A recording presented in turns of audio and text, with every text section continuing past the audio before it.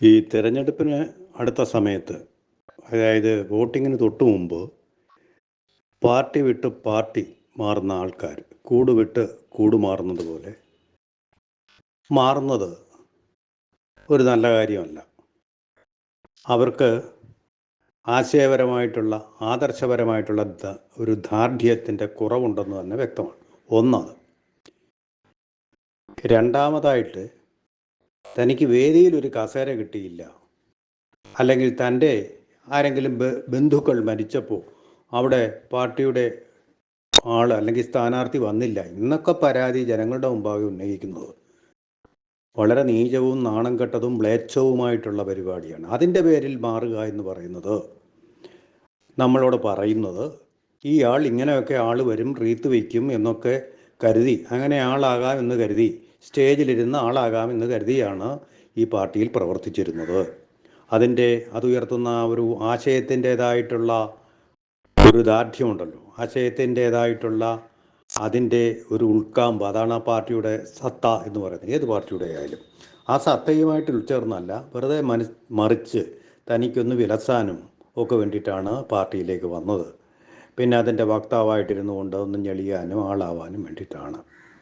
അത് കിട്ടാതെ വരുമ്പോൾ മറ്റൊന്നിലേക്ക് പോകുന്നത് ഒരു കൊതിക്കെറിവായിട്ട് മാത്രമേ, ആദർശപരമോ ആശയപരമായിട്ടുള്ള ഒരർത്ഥവും ഇല്ലാത്ത വെറും കാറ്റു നിറച്ച ബലൂണായിരുന്നു. ആ കാറ്റിപ്പോൾ പോയിരിക്കുന്നു എന്നേ അർത്ഥമുള്ളൂ. അതിപ്പോൾ സന്ദീപ് വാര്യരുടെ കാര്യത്തിലായിക്കോട്ടെ, സരിൻ്റെ കാര്യത്തിലായിക്കോട്ടെ സത്യം തന്നെയാണ്. പാർട്ടി സരിൻ്റെ കാര്യത്തിൽ അത് കസേര മോഹിച്ചുള്ള പോക്കായിരുന്നു എന്ന് വ്യക്തമാണ്.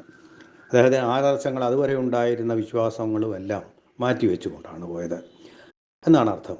കോൺഗ്രസ്സിന് എതിരെ ആയിരുന്നു സന്ദീപ് വാര്യരുടെ ഇതപര്യന്തമുള്ള എല്ലാ വാക്കുകളും വക്താവായിട്ടിരുന്നു കൊണ്ട് പറഞ്ഞത്.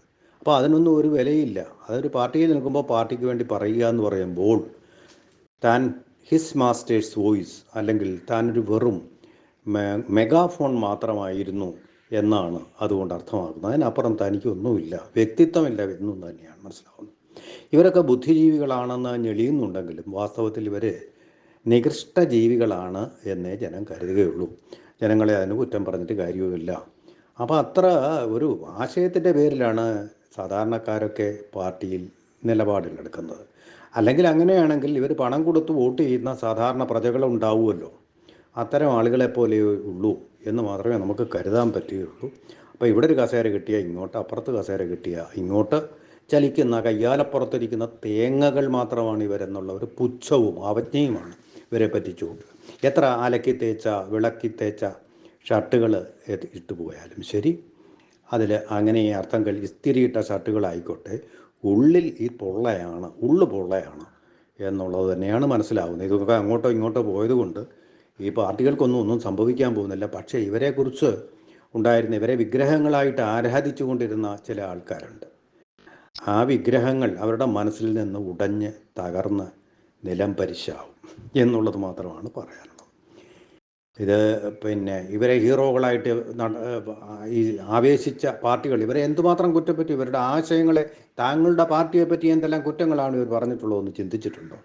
ഒരൊറ്റ ദിവസം കൊണ്ട് ജ്ഞാനസ്നാനം മുക്കി എന്ന് മാത്രമല്ലല്ലോ, ആ പാർട്ടിയിലെ തന്നെ ഉറച്ച ശബ്ദമായിട്ടുള്ള കെ മുരളീധരൻ, അദ്ദേഹവും കൂടുവിട്ട് പോയിട്ടുണ്ടെങ്കിലും അദ്ദേഹത്തിന് എതിർപ്പുണ്ട്. അതുപോലെ ആ കോൺഗ്രസിൽ തന്നെ ധാരാളം പേർക്ക് അദ്ദേഹം പണ്ട് പറഞ്ഞിട്ടുള്ള കാര്യങ്ങളൊന്നും അങ്ങനെ പെട്ടെന്ന് മറക്കാൻ കഴിയും എന്ന് തോന്നുന്നില്ല. അപ്പോൾ സന്ദീപ് വാര്യർ കോൺഗ്രസ്സിൽ വന്നിട്ടുണ്ടെങ്കിൽ അത് കോൺഗ്രസ്സിൽ കൂടുതൽ കുഴപ്പങ്ങളാണ് ഉണ്ടാക്കുക. അതിൽ തന്നെ ഉണ്ടാക്കുന്ന നേട്ടങ്ങളേക്കാൾ കൂടുതൽ കുഴപ്പങ്ങളാണ് ഉണ്ടാക്കുക. സാധാരണ പ്രവർത്തകരുടെയും അതിൻ്റെ മാസ് ബേസിലും ഉണ്ടാക്കുക എന്നുള്ള കാര്യത്തിലും നമുക്ക് സംശയിക്കേണ്ടതായിട്ടുള്ള ഒരാവശ്യമില്ല.